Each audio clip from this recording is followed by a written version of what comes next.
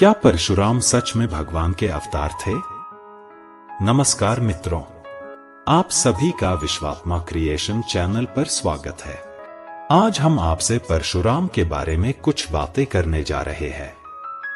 हिंदू धर्म ग्रंथों में परशुराम को भगवान विष्णु का छठा अवतार बताया गया है। धर्म ग्रंथों के अनुसार परशुराम ने कुल 21 बार पृथ्वी की यात्रा की और क्षत्रियों का संहार किया। अब सवाल यह उठता है कि भगवान का अवतार होकर भी परशुराम ने इतना अकल्पनीय नरसंहार क्यों किया? क्या इतना भयानक नरसंहार करने वाला एक शस्त्रधारी, क्रोधी ब्राह्मण भगवान का अवतार हो सकता है? आज आप हमारे इस वीडियो में परशुराम के बारे में विस्तार से जान पाएंगे। परशुराम का जन्म कैसे हुआ था? परशुराम के माता पिता कौन थे?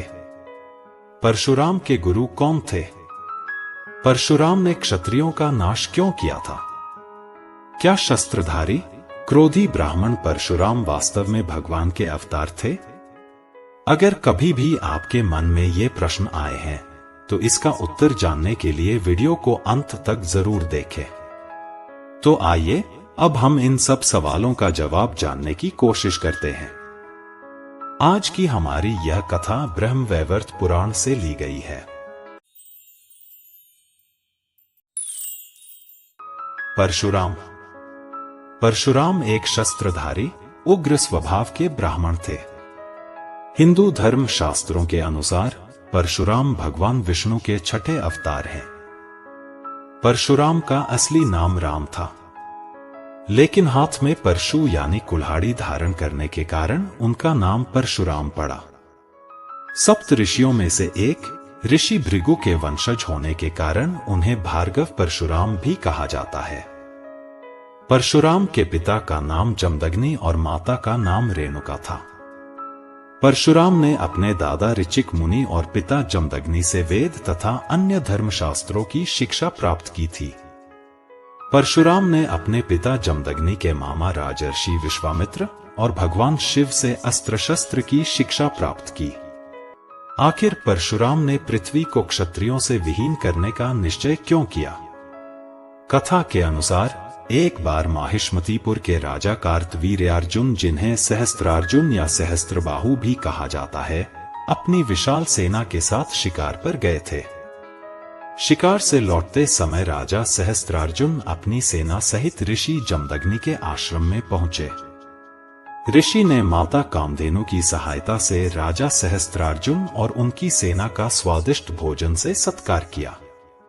कामधेनु माता का चमत्कार देखकर सहस्त्रार्जुन ने ऋषि जमदग्नि से कामधेनु माता को प्राप्त करने की इच्छा व्यक्त की, लेकिन ऋषि जमदग्नि कामधेनु माता को देने के लिए तैयार नहीं हुए। तब सहस्त्रार्जुन ने अपनी शक्ति का प्रयोग किया और ऋषि जमदग्नि का वध कर दिया। उस समय परशुराम पुष्कर तीर्थ में थे। पिता की मृत्यु का समाचार पाकर परशुराम तुरंत आश्रम पहुंचे। आश्रम में पहुंचकर परशुराम ने माता रेणुका से पूछा, हे माता, मेरे पिता की मृत्यु कैसे हुई? परशुराम के प्रश्न के उत्तर में माता रेणुका ने सारी बात विस्तार से बताई। मां के मुख से सब कुछ जानने के बाद परशुराम ने पृथ्वी से क्षत्रियों के वंश को पूरी तरह समाप्त करने की प्रतिज्ञा की। पुत्र की प्रतिज्ञा सुनकर रेणुका ने कहा, हे पुत्र, मनुष्य जीवन में युद्ध परम शत्रु है। युद्ध करके कोई शुभ फल प्राप्त नहीं करता। फिर भी कोई भी कर्म करने का निर्णय लेने से पहले सृष्टि के रचयिता ब्रह्मा से परामर्श कर लेना। यह कहकर परशुराम की माता रेणुका ने अपने पति के साथ प्राण त्याग दिए। तब परशुराम ने माता पिता का अंतिम संस्कार करके ब्रह्मा से परामर्श करने के लिए ब्रह्मलोक की ओर प्रस्थान किया। परशुराम की इच्छा और प्रतिज्ञा के बारे में जानकर सृष्टिकर्ता ब्रह्मा ने कहा, हे भार्गव, तुमने क्षत्रियों का नाश करने की जो प्रतिज्ञा ली है, उसे निभाने के लिए कई मनुष्यों का जीवन नष्ट हो जाएगा। तुम एक के दोष के कारण कई लोगों को दंड देने निकले हो। तुम बहुत मेहनत से किए गए सृष्टि के विकास को नष्ट करना चाहते हो। इसलिए मैं तुम्हारे इस कर्म में किसी भी प्रकार की सहायता नहीं कर सकता। इसलिए हे भार्गव, तुम महेश के पास जाओ। प्रभु महेश्वर तुम्हें कोई उपाय अवश्य ही प्रदान करेंगे। सृष्टिकर्ता ब्रह्मा की बात सुनकर परशुराम तुरंत भगवान शिव से भेंट करने के लिए कैलाश पर्वत की ओर चल पड़े। कैलाश में शिव और पार्वती दोनों आसन पर विराजमान थे। परशुराम ने शिव और पार्वती दोनों के चरणों में प्रणाम करके बहुत स्तुति प्रार्थना की। परशुराम की प्रार्थना सुनकर शिव ने कहा, हे ब्राह्मण कुमार, तुम कौन हो? किस आवश्यकता से तुम यहां आए हो? शिव की बात सुनकर परशुराम ने अपना परिचय दिया और सारी बात विस्तार से बताई। साथ ही क्षत्रिय कुल का नाश करने की अपनी प्रतिज्ञा के बारे में भी बताया। परशुराम की बात सुनकर माता पार्वती ने कहा, हे भृगुराम, तुमने समस्त क्षत्रिय कुल का नाश करने की जो प्रतिज्ञा ली है वह उचित नहीं है। परम विष्णु भक्त सहस्त्रार्जुन का वध करना किसी के लिए संभव नहीं है, और मेरी उपस्थिति में स्वयं महादेव भी सहस्त्रार्जुन का वध नहीं कर सकते। इसलिए तुम इस दुराकांक्षा को त्याग कर अपने घर लौट जाओ। पार्वती के मुख से ऐसी बातें सुनकर और अपनी प्रतिज्ञा पूरी न होने की बात जानकर परशुराम ने प्राण त्यागने का निश्चय किया। तब भगवान शिव ने कृपा करके परशुराम को ब्रह्मास्त्र, पाशुपत, नागपाश आदि विभिन्न अस्त्रों के साथ साथ वैष्णव अस्त्र तथा विष्णु मंत्र भी प्रदान किए और सहस्त्रार्जुन का वध कर सकने का वरदान दिया। परशुराम को क्षत्रिय संहार से रोकने के लिए सृष्टिकर्ता ब्रह्मा, भगवान विष्णु, भगवान शिव, देवी पार्वती आदि सभी ने बाधा डालने की कोशिश की थी, लेकिन प्रतिशोध की भावना से भरे परशुराम ने इन सभी की बातों पर कोई ध्यान नहीं दिया। भगवान शिव से विभिन्न अस्त्र और वरदान प्राप्त करके परशुराम ने क्षत्रिय निधन यात्रा शुरू कर दी। परशुराम ने सबसे पहले जाकर पिता के हत्यारे सहस्त्रार्जुन का वध किया। उसके बाद उन्होंने कुल 21 बार विभिन्न राज्यों में घूम घूम कर अनाचारी और दुराचारी राजाओं का वध किया। चूंकि सहस्त्रार्जुन चंद्रवंशी है कुल के थे, इसलिए परशुराम ने विशेष रूप से इस है कुल के राजाओं को निशाना बनाया था। इस प्रकार परशुराम ने क्षत्रियों का नाश करना जारी रखा। क्षत्रिय को देखते ही हाथ की कुल्हाड़ी से काटकर उसका नाश कर देते थे। परशुराम के आतंक से बचने के लिए क्षत्रिय इधर उधर छिपने और भागने लगे। नारी पुरुष, बालक वृद्ध, युवती, विवाहित महिला, वृद्धा, किसी की रक्षा नहीं थी। गर्भवती महिलाएं भी क्रोधी परशुराम के निर्दयी कुल्हाड़ी के प्रहार से नहीं बच पाईं। दया मायाहीन होकर परशुराम केवल संहार करते जा रहे थे। क्षत्रिय वंश में जन्म लेना ही इन सभी का अपराध था। बहुत सी क्षत्रिय महिलाओं ने गुप्त रूप से ब्राह्मणों के घरों में आश्रय लेकर अपनी जान बचाई थी। इस तरह परशुराम ने 21 बार घूमकर सचमुच पृथ्वी को एक प्रकार से निक्षत्रिय कर दिया था। इसके बाद परशुराम सृष्टिकर्ता ब्रह्मा के पास पहुंचे। तब ब्रह्मा ने परशुराम से कहा, हे भार्गव, भगवान विष्णु ही इस सृष्टि के मूल आधार हैं। विष्णु की सेवा और भक्ति करने से सभी सांसारिक दुख कष्ट और पापों से मुक्ति मिलती है।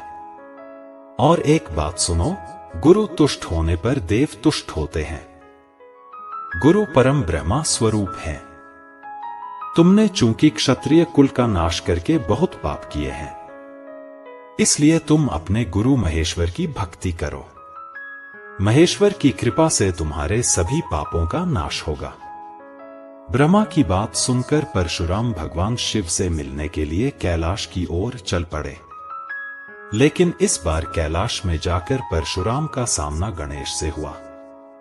गणेश ने परशुराम को शिव के दर्शन के लिए अंदर जाने नहीं दिया। तब दोनों के बीच भयंकर युद्ध हुआ। परशुराम की कुल्हाड़ी के प्रहार से गणेश का एक दांत टूट गया। तभी से गणेश एक दंत कहलाए। गणेश पर परशु प्रहार की बात जानकर माता पार्वती ने महाकाली रूप धारण कर परशुराम को मृत्युदंड देने की तैयारी कर ली।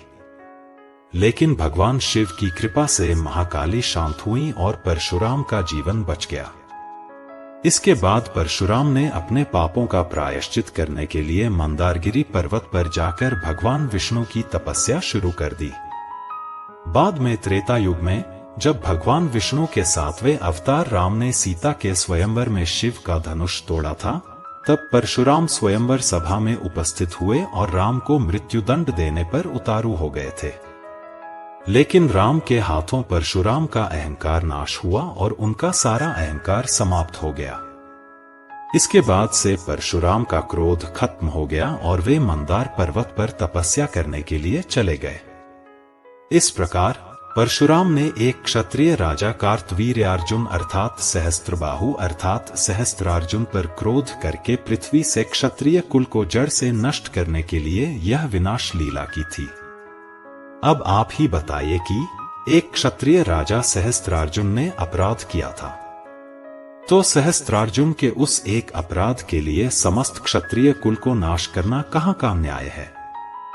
एक सहस्त्रार्जुन ने अपराध किया तो उस अपराध के लिए क्षत्रिय कुल के समस्त नारी पुरुष, बालक वृद्ध, युवती, विवाहित महिला, वृद्धा आदि सभी को मार डालना कहां का न्याय है। क्या एक ब्राह्मण इतना हिंसक होना सही था? क्या एक हिंसक ब्राह्मण भगवान हो सकता है? भगवान विष्णु तो रक्षा करता है, पालन करता है। तो क्षत्रिय कुल के समस्त नारी पुरुष, बालक वृद्ध, युवती, विवाहित महिला, वृद्धा आदि सभी को बिना विचार किए मार डालने वाला एक हिंसक ब्राह्मण भगवान विष्णु का अवतार हो सकता है? आप खुद ही विचार कर लीजिए। मित्रों, यह थी परशुराम के बारे में एक संक्षिप्त जानकारी, जिसे भगवान विष्णु के छठे अवतार कहते हैं। आज की यह कथा आपको कैसी लगी, कमेंट में जरूर बताएं। और आगे भी इसी तरह की अन्य पौराणिक कथाएं जानने के लिए कृपया भगवानुवाचो चैनल को सब्सक्राइब कर लें। वीडियो को अंत तक देखने के लिए आपका बहुत बहुत धन्यवाद। आगे एक नई कहानी के साथ फिर से मिलने की आशा और आप सभी के कुशल कामना के साथ आज के लिए विदा लेता हूं। धन्यवाद। जय श्री कृष्ण।